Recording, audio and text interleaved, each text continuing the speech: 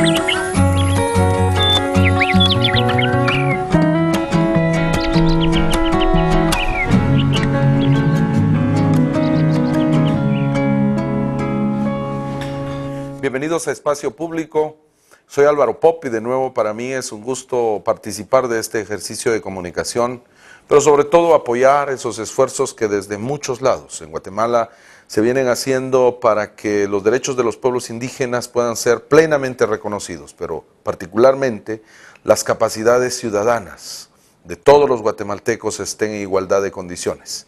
Este esfuerzo está realizado por el organismo NALEB, la Academia de Lenguas Mayas de Guatemala y TV Maya, y tiene el propósito efectivamente de proponer el debate, el diálogo de todos los actores posibles que tiene Guatemala y que igualmente participan en ese esfuerzo global de los derechos humanos, de los derechos de los pueblos indígenas, y especialmente en el tema de la reforma del Estado. El Parlamento Centroamericano, también llamado Parlacén, es una institución política creada el 7 de agosto de 1987 en el marco de los acuerdos de Esquipulas II, pero se instaló oficialmente hasta el 28 de octubre de 1991, con diputados electos de Guatemala, El Salvador, Honduras y Nicaragua. Posteriormente se adhirieron Panamá y República Dominicana con representantes en la calidad de observadores. Es un órgano regional y permanente de representación política y democrática del Sistema de Integración Centroamericana SICA, con el objetivo fundamental de realizar la integración centroamericana. Está integrado por 20 diputados titulares, 20 suplentes en cada país miembro, aunque estos datos habrá que revisarlos porque me parece que hay algunas variantes. Tiene como atribuciones el análisis de los asuntos políticos, económicos, sociales y culturales del interés común para el área y la elaboración de las recomendaciones y los planteamientos pertinentes. El Parlamento Centroamericano. Precisamente ese va a ser nuestro tema del día de hoy, porque vamos a ver efectivamente cuál ha sido el papel de los estados dentro de él y sobre todo el tema de pueblos indígenas. Y alguien que es experto en ese tema es precisamente Ricardo Changala, a quien le doy la bienvenida a este espacio. Él es consultor internacional, pero un gran dialogante, participante y amigo de los temas y de los pueblos indígenas, y actualmente participa en la Comisión de Pueblos Indígenas y Afrodescendientes del Parlamento Centroamericano, efectivamente. Bienvenido, Ricardo, es un gusto tenerte aquí, muy lejos de tu tierra, aunque todo esto es cercano, porque estamos en el continente. El Parlamento Centroamericano tiene muchísima crítica, no sé si mucho debate o debería haber más debate alrededor del tema, pero el Parlamento trae consigo una marca de limitación y debilidad. ¿Cómo está el Parlamento Centroamericano en este momento y qué podemos decir de esa representación regional? Bienvenido de nuevo. Gracias, Álvaro. La verdad que es un gusto enorme estar aquí. Quisiera, antes de entrar a tu pregunta, solo comentar que para mí es extraordinario estar en este espacio contigo y en este espacio en particular, ¿no? En TV Maya, porque esto refleja que a pesar de tantos problemas, de tantas frustraciones, hay cosas que cambian y cambian para bien. Yo recuerdo años anteriores aquí en Guatemala, precisamente los acuerdos de paz planteaban la necesidad de que hubiera un espacio como este para los pueblos indígenas de Guatemala. Bueno, existe. Sí. con sus limitaciones, sus dificultades. Yo quiero pero aprovecharme de esta introducción que estás haciendo antes de entrar a la pregunta para ver tu opinión, de esa opinión que juega entre lo interno y lo externo. Ajá. ¿De cuánto ha cambiado Guatemala? ¿Qué ves desde que se estaban negociando los acuerdos de paz, se estaba iniciando la implementación de los acuerdos y hoy? ¿Qué tanto de cambio ves? Es difícil una respuesta concreta, ¿no? Y ha habido muchos ejercicios para poder incluso medir porcentualmente cuánto se avanzó, cuánto no. Yo mismo participé en algunos esfuerzos de eso, pero no me lo creo mucho. La verdad que eso no me diría realmente las cosas que están pasando. A mí me parece que a grandes rasgos, evidentemente, este país, como digo, cuando uno está en la cotidianidad hay tantas limitaciones, tantos problemas que la tendencia es a verlo negativamente. Pero si uno lo mira en perspectiva, realmente hay un desarrollo de institucionalidades, de algunos procesos políticos y sociales que han ido avanzando, que son trascendentes, que no solucionan los problemas en sí, pero son base para avanzar. Y particularmente en la temática de los pueblos indígenas. Me parece que, a diferencia de lo que ocurría hace 15 años atrás, que cuando yo llegué a estas tierras, un poco más, hoy las demandas, las reivindicaciones tienen otro lugar en la agenda nacional. Pero no solo eso, sino que hay un evidente reconocimiento, ¿sí?, de que estos pueblos existen en el país, ahí están y estarán para siempre.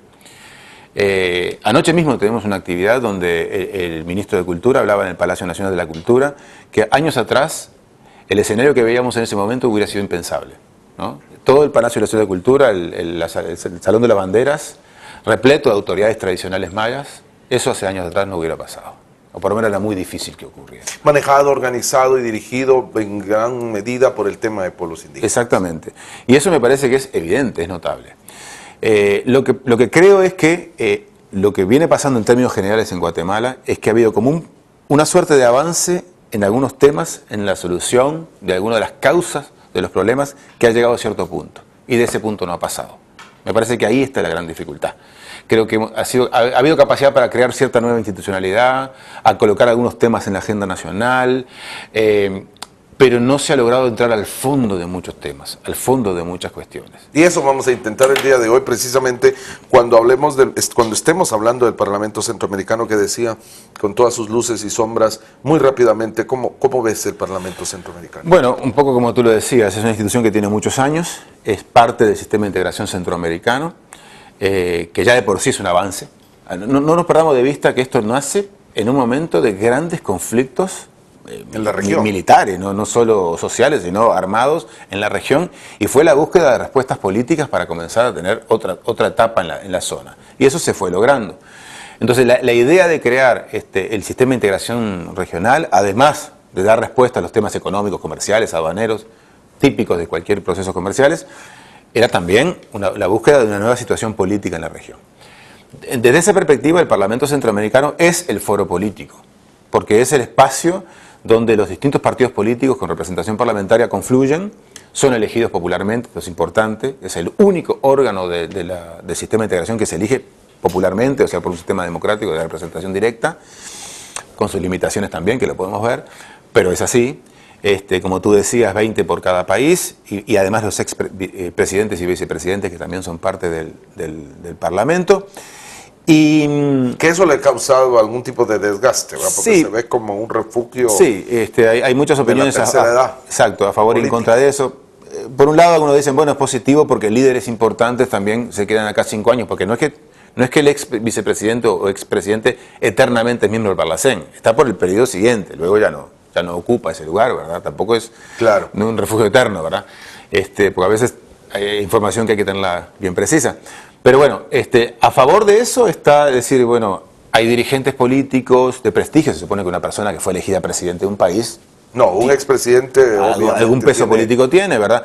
Entonces, para favorecer ese debate político regional, es bueno que esté. Otros dicen lo que tú acabas de mencionar, bueno, pero en realidad, para muchos, se termina siendo una suerte de apuesta a protección parlamentaria frente a eventuales acusaciones de corrupción. Las dos versiones están allí. Lo cierto es que tampoco hay tantos expresidentes o vicepresidentes en general con ese tipo de problemas. Algunos los hay, lo sabemos muy bien aquí en Guatemala, pero no en todos los casos.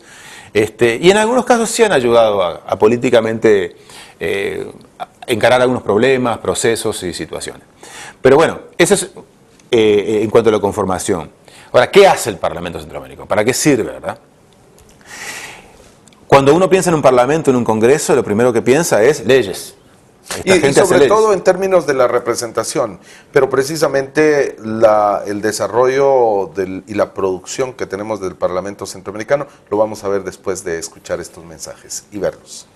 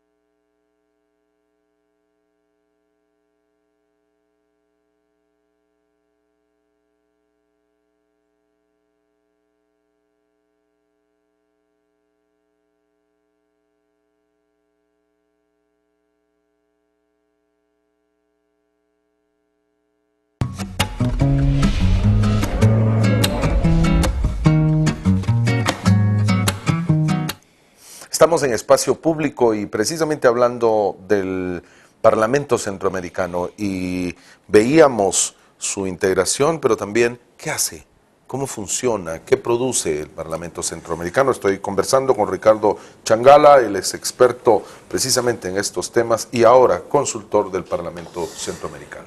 Sí, como te decía antes, cuando uno piensa en un congreso piensa en una institución que hace leyes, básicamente en eso piensa, ¿verdad? Y la verdad que no es el caso del Parlamento Centroamericano, porque todavía el proceso de integración no permite concebir una instancia como esta que genere normas vinculantes obligatorias para todos los países. Todavía. Es decir, en el horizonte puede existir esa posibilidad o debería existir esa posibilidad. Ambas cosas. Hay muchas iniciativas, pero todavía realmente no está dada esa condición. Recordemos, por ejemplo, que en Europa, incluso solo sobre ciertos temas hay vinculación del Parlamento Europeo. Eso es un proceso muy complejo porque implica, de alguna manera, negociar la soberanía de los estados, ¿verdad? Tiene sus complejidades. Entonces, lo que hace el Parlamento Centroamericano en realidad es debatir políticamente, emitir resoluciones, recomendaciones, sugerencias, por un lado. Que uno puede decir, bueno, tienen la capita diminutio que no son obligatorias, pero también sí tiene el peso de sus perspectivas regionales sobre temas importantes. Y lo otro de mucha trascendencia que tiene como función el Parlamento Centroamericano, menos conocido porque en realidad es una función nueva, reciente, producto de la reforma del Tratado del año 2008, el Tratado de Integración, es que el Parlamento Centroamericano ejerce la función de control, de supervisión de todo el proceso de integración.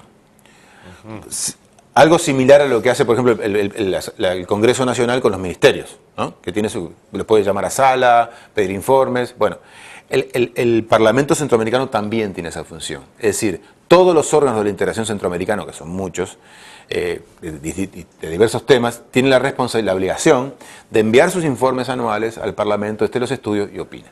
Eso está comenzando apenas, es un proceso incipiente, como les digo, muy nuevo porque se reformó hace poco el tratado y esto cuesta que entre en vigencia.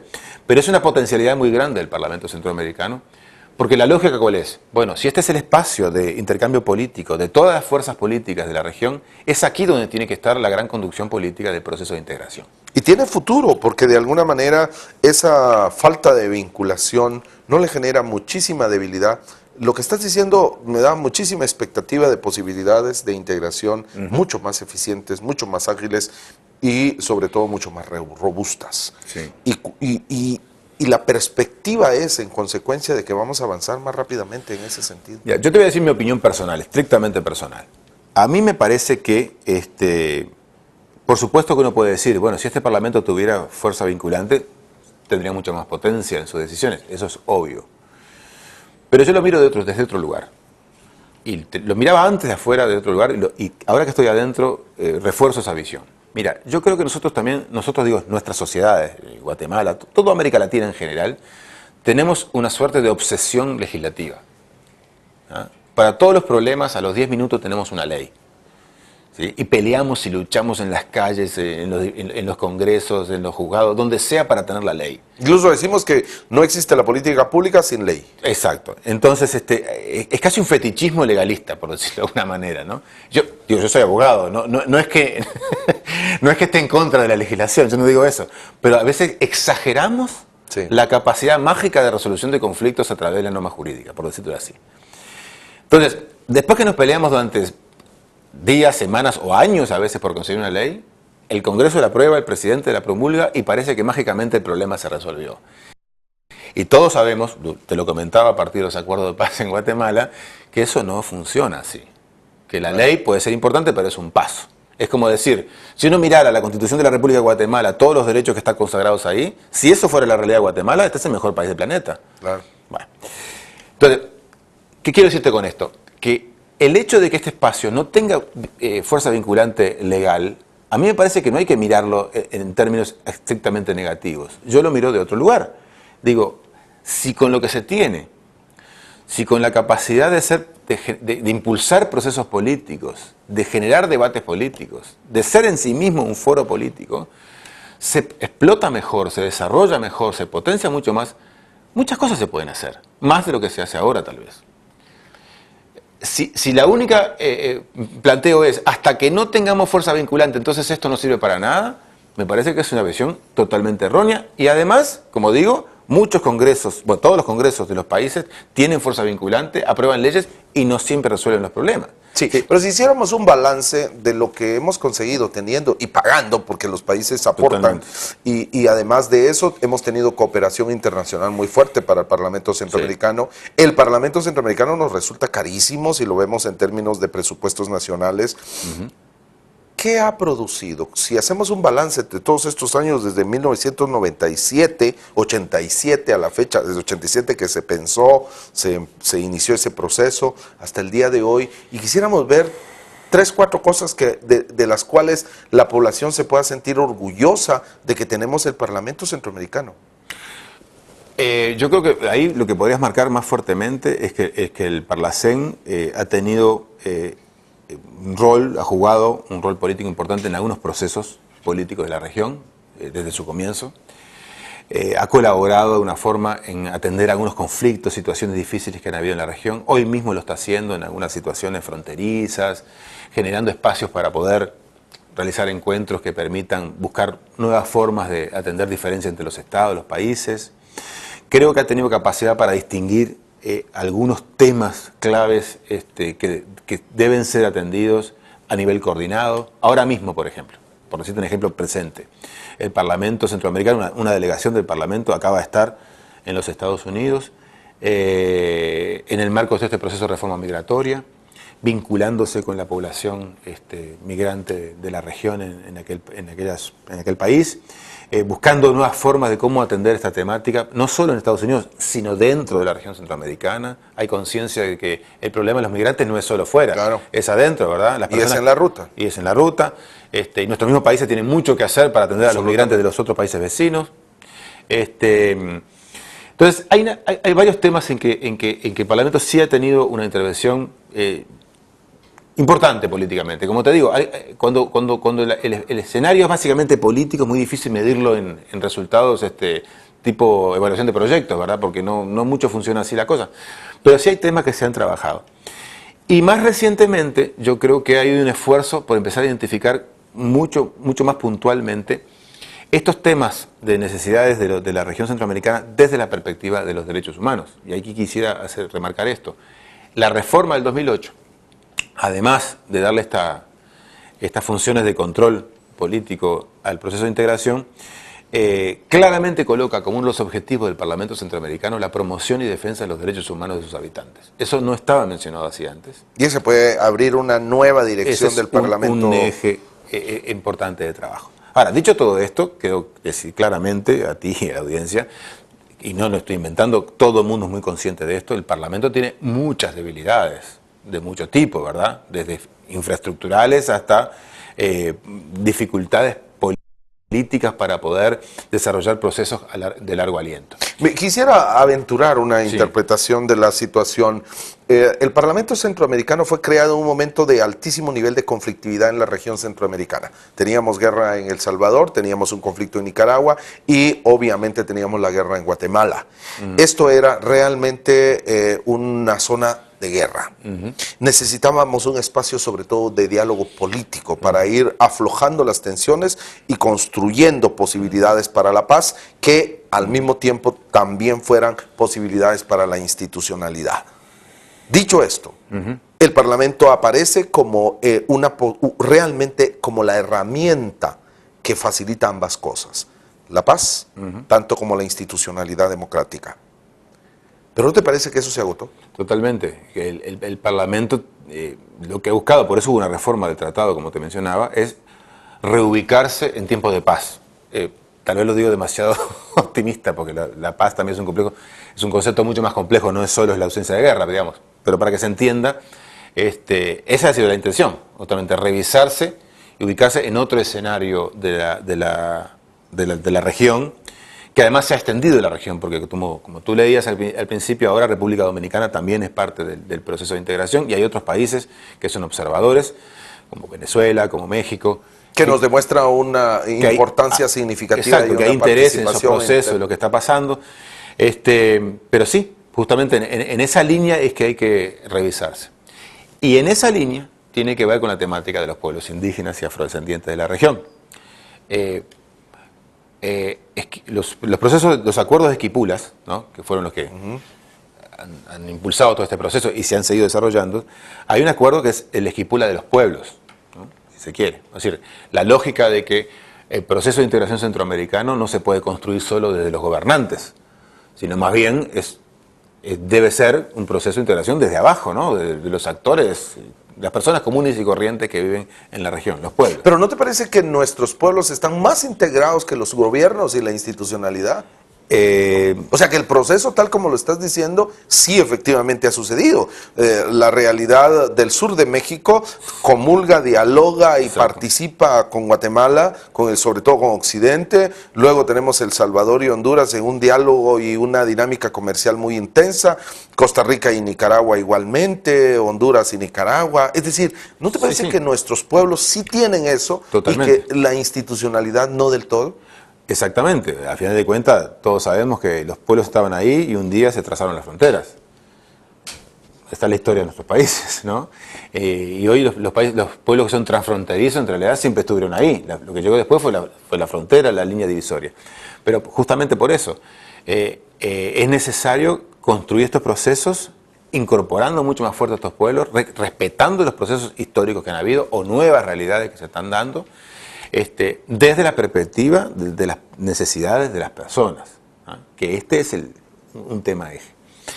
En eso, ¿no?, por ejemplo, y constatando la multiculturalidad de nuestros países, es que en los últimos años ha habido un impulso dentro del Parlamento Centroamericano de ubicar de otra manera a los pueblos indígenas, a los afrodescendientes, a los pueblos ancestrales de la región, que la verdad, en proceso de más de 20 años de integración centroamericana, no habían tenido un rol protagónico importante, ni en los discursos, ni en los documentos, y mucho menos en la práctica, ¿verdad? Hoy eso está comenzando a generarse un cambio en algunas de las comisiones del Parlacén.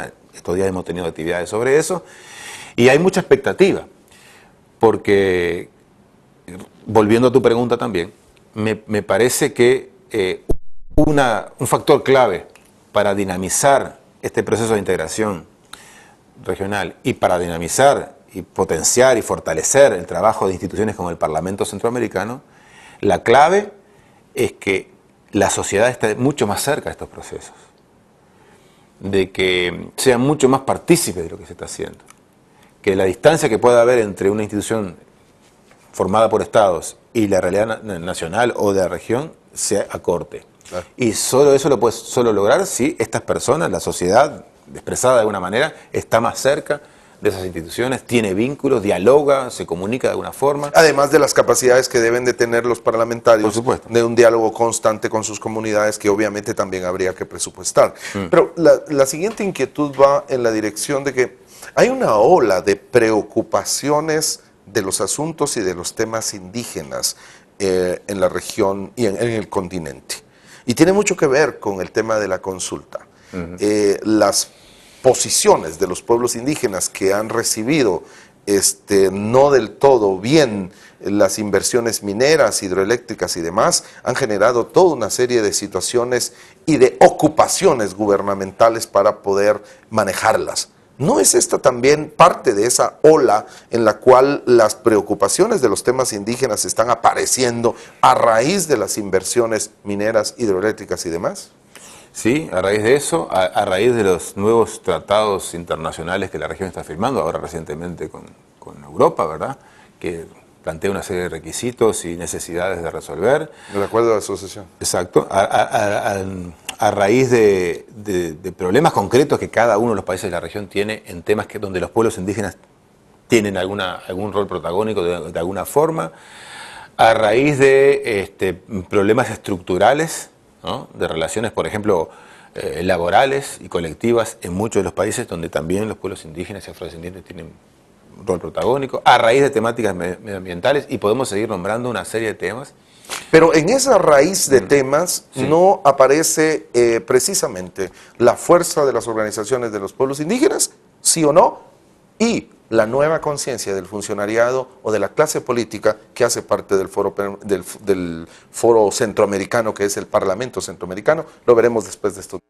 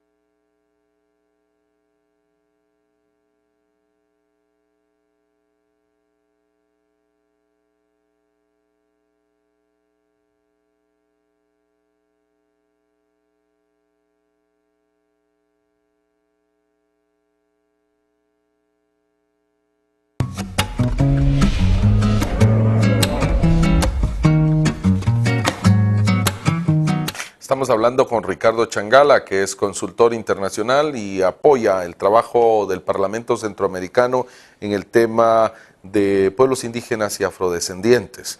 Y nos habíamos quedado precisamente en esa inquietud que demuestra una nueva ocupación, un nuevo mandato, diría yo, si estoy en lo correcto, del Parlamento Centroamericano dedicado al tema y a los asuntos de derechos humanos, impulsado precisamente por muchas razones, desde el Acuerdo de Asociación Europeo hasta todas estas dinámicas que vienen junto con la consulta necesaria a los pueblos indígenas mandatada por la Declaración de los Derechos de los Pueblos Indígenas y otras convenciones y normativas internacionales. Y yo preguntaba si dentro de estas razones estaba también una conciencia nueva de los parlamentarios centroamericanos o de ese funcionariado centroamericano regional, junto con la fuerza de las dirigencias y las organizaciones indígenas que lleven precisamente a la creación, al empuje de esta temática dentro del Parlamento Centroamericano. ¿Es factible identificar esto o todavía está muy en ciernes? Es factible, pero, y ahí quisiera explicar un poquito un tema que me parece muy importante, es que los países de la región están en momentos muy disímiles en cuanto a la relación Estado-pueblos indígenas. Muy disímiles, diferentes. Sí, pero ¿es mucho? Sí, mucho. A ver, para decir algunas cosas en poquito tiempo, ¿no? Uno sentado aquí en un canal de televisión en Guatemala, por lo que hablábamos al principio, ¿no? Los acuerdos de paz, todo el proceso, tiene una visión de la relación Estado-pueblos indígenas, con todas las críticas que puede tener, pero claramente hay un reconocimiento que de un lado, ahí están los pueblos indígenas. Tienen autoridades, hay normas jurídicas, pero esa no es la realidad de todos los países de la región. Eso hay que entenderlo. El vecino de El Salvador, por nombrar un caso concreto, todavía no hay un reconocimiento constitucional del carácter multicultural del país. No lo tiene. Aunque me parece que hay un funcionario ya que atiende los pero asuntos. Constitucionalmente no hay ningún reconocimiento. Claro. Recién en el gobierno actual, que tiene 3 años, creo, 4, se creó un organismo dependiente de un ministerio que es una dirección de pueblos indígenas, lo cual es muy positivo, pero es la primera vez en la historia de El Salvador. ¿Sí? O sea, no, por supuesto que no ha ratificado el 169 y otras cosas, claro, por ejemplo. O tenemos realidades como Panamá, que todavía no ha ratificado el convenio 169. O tenemos realidades como República Dominicana, que es otro panorama completamente distinto. Ahí la temática tiene que ver con la afrodescendencia. Y así podemos seguir. Entonces, entendamos primero que el punto de partida es muy diferente. Por lo tanto, cualquier tipo de aproximación regional implica empezar por reconocer eso. Eso en primer lugar. En segundo lugar, claro está que un tema central, eje fundamental de la relación entre los pueblos y el Estado es el tema de la consulta, el diálogo, o como se le quiera llamar. ¿Sí? Pero digamos, para utilizar los términos de declaración, la consulta libre, previa e informada. ¿Estamos claros? Ahora, para consultar a alguien, primero tenés que reconocer que existe. Claro. Pero en Guatemala eso ya es un paso largamente dado. No así en todos los demás países. Entonces, por eso yo mencionaba que hay otras cosas que hay que pensarlas también. ¿Y consultar a quién? ¿Y cómo? Si ese otro actor, el otro todavía no está claramente dibujado ni reconocido en algunos casos. O hay incipientes procesos de reconocimiento. Yo te quiero decir ejemplos concretos para que estemos claros de lo que estamos hablando. En el año 1995, no hace tanto tiempo, el representante del Estado de Nicaragua en aquel momento, otro gobierno, otro proceso, pero no hace tantos años, 1995, en Naciones Unidas, frente al Comité de Discriminación Racial, dijo que en Nicaragua, en toda la parte del Pacífico y centro-norte del país, no había indígenas. ¿Ah? Eso dijo el señor públicamente en Naciones Unidas. Bueno, el gobierno actual, o el periodo actual, en el año 2008, cuando hace su informe el comité, dice todo lo contrario. Da hasta números de cuántos indígenas hay en Matagalpa, los Sutiaba, los Náhuatl, que siempre estuvieron ahí, pero hace 18 años formalmente ni siquiera existían. Imagínate tú, ¿no? Por darte 2 ejemplos, pero casi que en cada uno de los países podemos decir cosas parecidas. Por eso digo, Guatemala es otro proceso distinto, diferente, seguramente por el número de población indígena que tiene, pero también por otras realidades. Pero el resto de la región tiene distintas características. Entonces, desde ahí hay que construir. Por lo tanto, el rol del Parlamento Centroamericano, que una de las funciones que tiene, es promover la armonización legislativa de la región, es muy importante. Porque la ley no resuelve todo, pero el reconocer los derechos a través de instrumentos internacionales es clave. Sobre todo estos instrumentos como la declaración o el convenio, que además del convenio 169 de pueblos indígenas, que además de reconocer derechos, tienen mecanismos de seguimiento. Eso es muy importante. Bueno, en eso todavía en la región no estamos homogéneos, estamos avanzando hacia eso. Pero hay muchas resistencias, dificultades. Tú recuérdate, aquí para ratificar el convenio 169, mucho debate. Se necesitó una opinión consultiva de la Corte de Constitucionalidad. No es que fue de un día para el otro. Lo mismo en los demás países. Nicaragua lo ratificó recién en el año 2010. Por suerte, de manera unánime en su Asamblea Nacional. Pero le costó 20 años. Y todavía hay que implementarlo, ¿verdad? O sea, tampoco es que solo porque... Pero ya está la norma. Y hay otros avances en Nicaragua, una ley de medicina tradicional, todo muy reciente. Los últimos la autonomía ya es realmente pero eso todavía es anterior, pero digo, esto es mucho más reciente. Y hay otros avances en los países, porque no es que no pasen cosas, claro que hay avances, pero todavía falta mucho, siquiera para tener la base mínima a partir de la cual construir respuestas. Y en eso se está. Claro, los actores fundamentales de eso son los mismos pueblos. Tú sabes, o sea, si no son los pueblos que levantan esa bandera, muy difícil que simplemente por dádiva estatal se puedan conseguir los derechos, porque no ha funcionado así en ninguna parte. Claro, no, pero reconociendo efectivamente que tenemos una instancia de diálogo, de debate per se, político en Centroamérica, que es el Parlamento Centroamericano, reconociendo sus debilidades en torno a esas vinculaciones operativas, legislativas o de política pública más concreta, el futuro viene marcado ahora con una iniciativa de la cual quisiera que empezáramos a hablar, sobre ese inicio, sobre el empuje que está teniendo el Parlamento Centroamericano, y debo de reconocer, lo vemos con muchísima expectativa y sobre todo positiva desde Guatemala, en donde tenemos mucha conflictividad nacida de esas imposiciones estatales en el tema de minería y de hidroeléctricas. ¿De qué se trata y cómo se plantea en el marco del trabajo del Parlamento Centroamericano? Exacto, de cara a toda esta realidad que estábamos hablando, entonces el Parlamento se ha planteado la necesidad de crear un mecanismo permanente de diálogo y consulta con los pueblos indígenas y afrodescendientes de la región. Yo hago mucho esto de... Diálogo y consulta diálogo permanente. Y consulta. Yo solo quiero aclarar que hablo mucho de indígenas y afrodescendientes, porque aquí en Guatemala no se hace mucho esa diferenciación, pero en el resto de países centroamericanos sí es necesario hacer esa categorización. Pero en este caso serían los garífunas. Los garífunas en Guatemala, pero en el resto de la región centroamericana, además de garífunas, hay otras poblaciones afrodescendientes, los creoles, de habla inglesa, que son numéricamente muy importantes y culturalmente trascendentes, y ahí están. Bueno, pero volviendo a la pregunta, el mecanismo de diálogo es eso, un espacio donde el Parlamento y los pueblos puedan conversar y además ser consultados. Eso no existe hoy, está en vías de crearse, es una iniciativa de la Comisión de Pueblos Indígenas. Acabamos de tener una serie de encuentros nacionales con representantes indígenas y afrodescendientes. ¿Cuánto tiempo tiene que existir una comisión de pueblos 3 años. indígenas y afrodescendientes dentro del Parlamento Centroamericano? Apenas 3 años. En 20, la última comisión que se quedó fue esa, hace 3 años. Eso te marca cómo la temática se ha ido incorporando, ¿verdad? Pues bueno, esta comisión está trabajando en eso, con mucho apoyo del presidente del Parlacén, que ha sido muy enfático que quiere que eso se realice, que se haga, que se concrete. ¿Y cuál es la idea? La idea es que la importancia de los pueblos de la región amerita tener un espacio propio de ellos de diálogo con el Parlamento Centroamericano. El sistema de integración regional, ya no el Parlamento, todo el sistema de integración tiene un comité consultivo con la sociedad civil, que así se llama, el CCCIC. Pero es con toda la sociedad civil. Allí están los profesionales, los empresarios, los sindicalistas, los ¿Y eso académicos. tiene alguna periodicidad? ¿Cómo se reúne? ¿Cómo cómo llega? ¿Cómo se nombran por cada país de Centroamérica? Tiene un reglamento, eso está absolutamente todo normado, claramente, pero a eso te iba a decirte, está integrado por organizaciones regionales de esos temas. ¿Sí? O sea, en el caso de los pueblos indígenas y afrodescendientes, participan en ese espacio a través de algunas organizaciones regionales. La idea del Parlamento Centroamericano es, por supuesto que también queremos conocer la opinión de estas organizaciones regionales, pero también interesa conocer la visión de las organizaciones de los países, de los mismos pueblos sobre estos temas. Esta es la construcción que se está haciendo. Apenas estamos trabajando en ella, no te podría dar detalles porque está en construcción, pero la idea es que este espacio nos permita hacer algunas cosas muy concretas.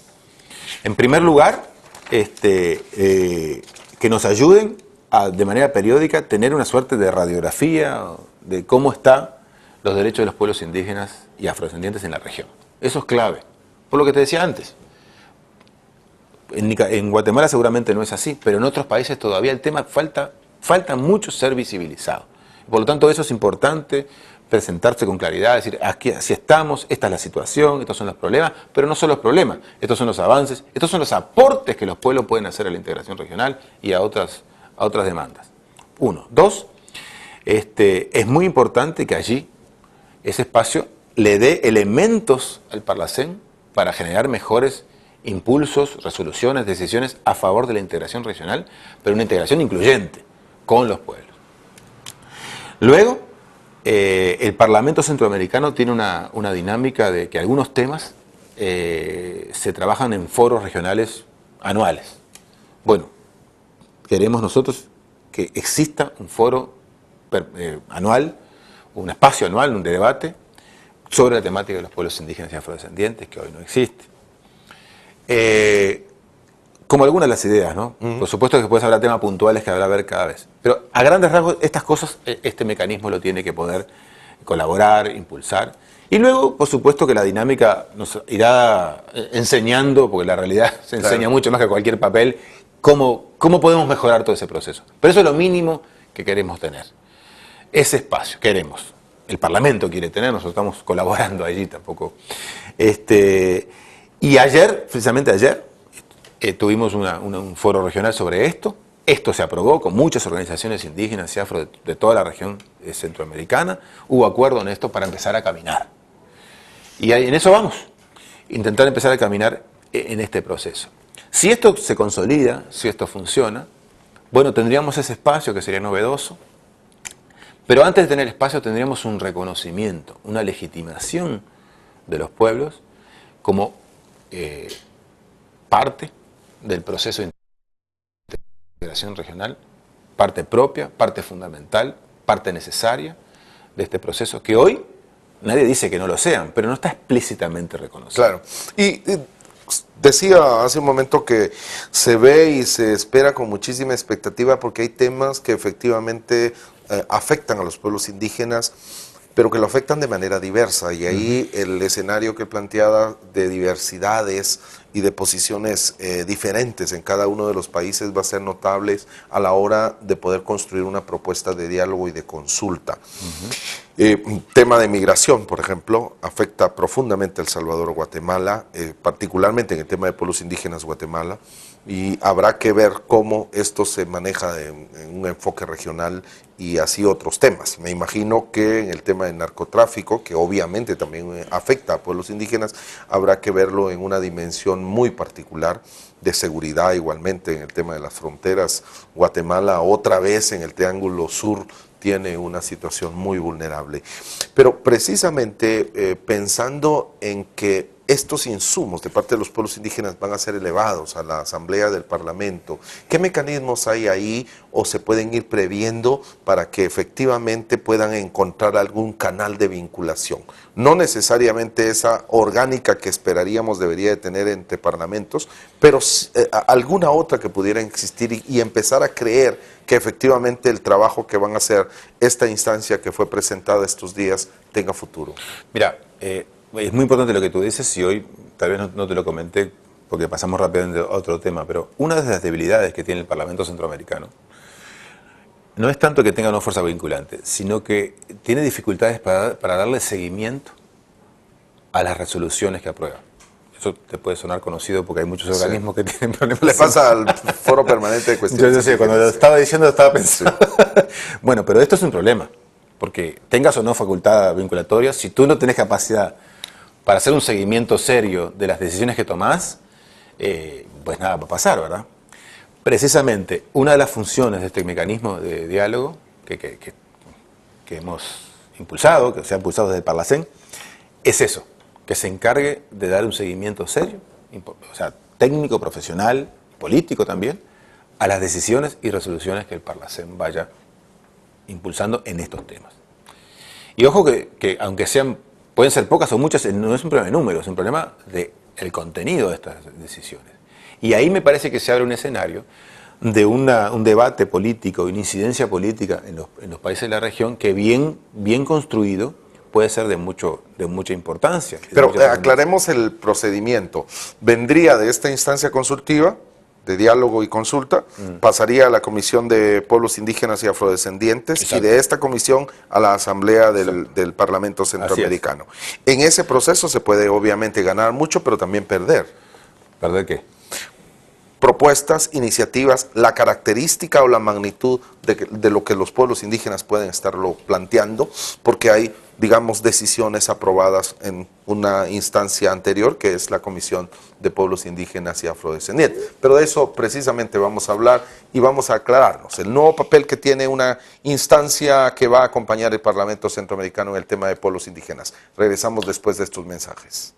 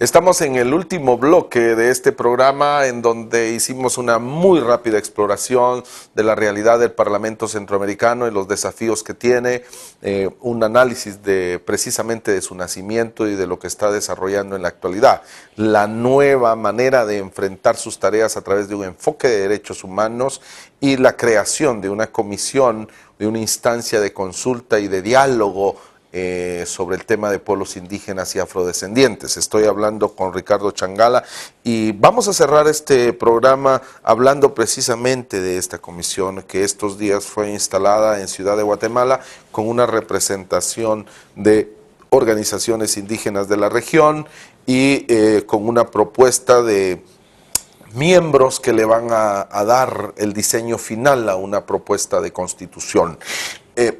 siempre existe una pregunta alrededor de quiénes participaron, cómo los nombraron y si son los que deberían de estar y si están los que deberían de ser. Es decir, siempre existe esta pregunta. ¿Cómo la responderíamos? Que esa pregunta nunca tiene una respuesta feliz para todo el mundo, ¿verdad? Porque siempre hay distintas perspectivas. La verdad que la Comisión lo que ha intentado es, modestamente, intentar, por un lado, en cada uno de los países, tener interlocutores institucionales y sociales que le permitieran organizar foros nacionales con muchas personas, mucha gente de muchas Este es un proceso que sí, empezó hace ya varios meses y que ha tenido actividades en cada país. En enero empezó. Entonces, en cada país, en esos foros amplios que participaron varias decenas de personas largamente, no sé, 60, 70, según el país, ellos ahí eligieron personas. Y de esas personas, a su vez, eligieron otras personas. Ese ha sido el proceso. En Guatemala fue más o menos igual. Ayer tuvimos una reunión en un momento éramos más de 100 indígenas y afrodescendientes y ellos eligieron algunas personas allí. No podría decirte si son exactamente quienes tienen que estar o si falta alguno o sobra alguno, pero creo que hay una búsqueda de algún deber de legitimidad importante. Pero ahí quisiera detenerme en dos conceptos que me parecen importantes y que en otros espacios de consulta han sido claves para poder funcionar. Creo que, primero, es un mecanismo de diálogo y consulta para el Parlamento Centroamericano. ¿Sí? Entonces hay una serie de búsquedas del Parlamento Centroamericano que tiene que encontrar respuesta en ese espacio. De nada nos valdría tener personas muy valiosas, por las razones que fuera, si por alguna razón no cumplieran esa actividad. Y la segunda, que en esta búsqueda de formación de estos mecanismos me parece que es clave distinguir dos conceptos. Una cosa es la representación y otra cosa es la representatividad. Por razones obvias de tiempo, de recursos, de procesos políticos, nadie pretende que nadie sea representante de, porque eso implicaría hacer elecciones, no sé, entre todas las comunidades, directas, todos los pueblos, o sea, eso no está planteado así. O sea, ninguna persona ahí es representante de, ni de su comunidad, ni de su pueblo, ni siquiera de su país. Lo que se busca es que sean representativos, es decir, que la persona yinca que esté ahí, o el garífuna que esté ahí, o la indígena matagalpa que esté ahí, sea una persona que por su trayectoria, por su compromiso, por su conocimiento, por su ubicación social en su pueblo, sea alguien que cuando dice algo, ese algo vale la pena ser escuchado. Ese es el concepto. Y por lo tanto, nos parece que las personas que están ahí tienen esas características. ¿Qué tiempos tiene esta instancia de transición, digamos, de preparación?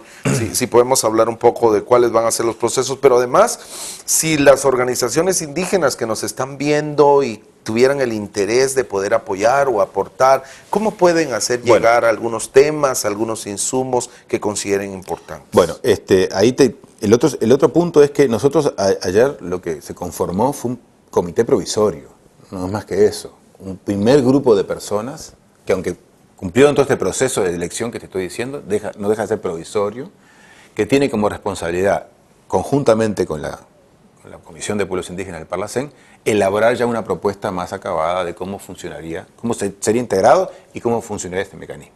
Punto 1. 3 meses. Ojalá funcionemos dentro de los 3 meses. La dinámica dirá. Pero bueno, esta es la idea, porque tampoco queremos que sea eterno, ¿no? Pero como son de diferentes países, la comunicación y articulación va a ser virtual, van a tener reuniones en estos ambas cosas meses. Pero quería decir otra cosa. El mecanismo, eso sí ya está acordado, porque hay unas bases acordadas. Es que, más allá de que haya un mecanismo regional X, con un número que no puede ser muy grande, porque si no nunca podían funcionar, el compromiso es que en todos los países haya un espacio nacional que le dé acompañamiento. Esto es clave, porque lo que no queremos es repetir el mecanismo, el formato, digamos, de una suerte de élite regional o internacional que luego no aterriza o no tiene un vínculo claro con su país. Esto es lo que precisamente queremos evitar. Entonces, en cada país tiene que haber un espacio nacional que ahí será amplio, lo más amplio posible, para que hagan intercambios, se comuniquen, se relacionen, opinen. Este es el formato que estamos pensando. no solo un grupo pequeño, porque siempre será pequeño, aunque fueran 50 será pequeño, si son Claro. 6 es pequeño. Si no hay un vínculo con sus países, siempre va a ser pequeño.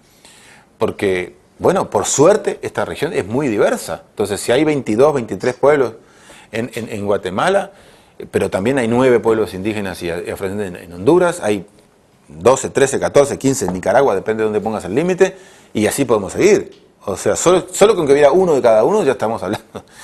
O sea, siempre sería pequeño, ¿entendés? Pero el concepto es que ese grupo, que no sé cuántos van a ser finalmente, pero tenga canales formales en sus países. Eso es clave. Si no, no va a funcionar.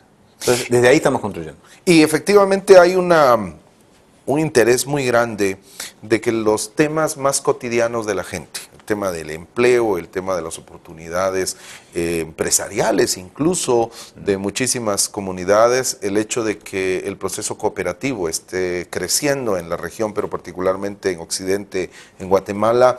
¿Cómo puede relacionarse? ¿Hay algún tipo de vinculación? Lo pregunto porque nuestros televidentes, los que escuchan, están interesados sobre temas de su realidad y sobre todo particularmente indígena. ¿Qué les podemos decir de cómo encontrar una vinculación o cómo aprovechar estos espacios? Bueno, como digo, eso es parte de lo que hay que construir. En este momento, la Comisión de Pueblos Indígenas y Afrodescendientes del Parlamento Centroamericano tiene su sede aquí en las oficinas del Parlacén. Si es por comunicación virtual, pueblos@parlacen.int, pueblos@parlacen.int, se comunican. Y con gusto, ahí en la medida de lo posible atenderemos los planteos que tengan. Pero creo que más importante que eso es tratar de buscar las formas orgánicas e identificar los temas claves. No nos olvidemos que aquí estamos hablando del proceso de integración regional. Entonces, los temas centrales tenemos que tener capacidad para ver temas que interesen por lo menos a 2 o 3 países de la región, si no a todos, porque a veces es difícil eso. En las actividades que hemos hecho en cada uno de los países y en la regional, ha habido un esfuerzo por un embrión, digamos, de agenda regional de los pueblos. Ya hay una serie de temas claramente planteados ahí. Y bueno, hay algunos que se han repetido infinidad de veces. Tú mencionabas algunos, el tema de la consulta, el tema de las tierras, que son obvios, ¿no? Pero también temas como, por ejemplo, el tema de discriminación. No hay lugar donde hayamos estado que no se haya levantado ese tema como un tema central. ¿Ah? Y esto de alguna manera vinculado al tema de justicia. También, los problemas de dificultades para acceder a la justicia, todo el tema de la reivindicación cultural, muy importante todos ellos, el tema de la educación. Hay varias cosas que te menciono, temas que se repitieron mucho, aparecieron mucho más, pero estos son como que casi que en cualquier lugar donde estamos, de las primeras cosas que levantaron los pueblos, estos temas nos importan fundamentalmente. Porque uno hubiera pensado, Álvaro, que la gente dice trabajo, salud, Sí, por supuesto. sí aparecieron, pero lo primero que aparecieron son estos que te estoy mencionando. Que tienen que ver mucho con la identidad desde mi perspectiva, Sí. pero también creo que hay una serie de preocupaciones en la población que no encuentran los canales de cómo plantearlos. Hay una conciencia, ¿tú crees? Sí. Perdón que sea tan directo en términos de tu opinión, Sí. pero ¿hay alguna conciencia en el Parlamento Centroamericano de que 7 millones de indígenas en Centroamérica, 6 estén en Guatemala, y eso te coloca en términos geográficos una balanza muy particular? En ese sentido, existe en Guatemala una tensión de poder en el tema de pueblos indígenas, que no existe en el resto de Centroamérica. ¿Cómo se podría manejar, ver o percibir esto desde el Parlamento Centroamericano? Bueno, sí, esa es una realidad objetiva, ¿no? La población, los temas, pero mira que en los demás países también hay tensiones enormes, con pueblos y Estado y otros actores sociales. Tal vez la dimensión numérica en Guatemala marca un aspecto diferente, pero yo te diría, he trabajado en varios países centroamericanos que, Panamá, por ejemplo, la temática de los pueblos tiene una enorme importancia, y además ha habido choques y conflictos sociales enormes recientemente. Te mencionaba Nicaragua, bueno, y así podemos nombrar. El caso concreto de Guatemala, por supuesto que tiene una especial dimensión y merece una atención especial, y en eso estamos trabajando. Pero fíjate que en términos de específicos de agenda, los temas que se levantaron en Guatemala no fueron muy diferentes a los de los demás países. La dimensión, y precisamente es una preocupación regional el tema de los nuevos derroteros que la democracia y la participación puedan tener, reconociendo derechos de pueblos indígenas. ¿Qué último mensaje podríamos decirle a una población que está efectivamente con inquietudes entre lo cotidiano y esa aspiración que obviamente todos tenemos? Que unos cuantos años de trabajar estos temas, tal vez demasiados, me han enseñado claramente algo que puede ser muy obvio, pero no podemos perder de vista. Nosotros podemos trabajar en las Naciones Unidas, en la OEA, en donde sea, en el Parlamento Centroamericano, abriendo espacios, creando mecanismos. Todo eso puede ser importante, pero solo tiene sentido si los mismos pueblos desarrollan su trabajo, aprovechan sus espacios y levantan con fuerza sus reivindicaciones y sus demandas. Eso es lo único que realmente puede hacer cambiar las cosas a favor de los mismos pueblos. Solo si son los pueblos. Me parece que es una excelente conclusión de este programa, de un enfoque regional, el Parlamento Centroamericano, que le dimos un vistazo muy rápido y las nuevas posibilidades que los pueblos indígenas pudieran tener ahí. Muchas gracias por habernos visto. Nos vemos en el siguiente programa.